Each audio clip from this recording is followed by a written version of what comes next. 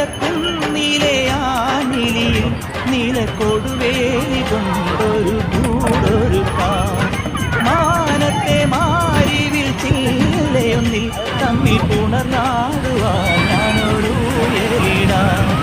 തിളതിളങ്ങുന്നൊരില നിലാവിന്റെ കസകം ചൂടിക്കാം.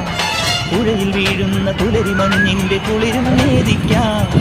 മനസ്സിലെ മരതക മണികളിൽ ഉണരും ഒരരിയ മധുരമണിയാം.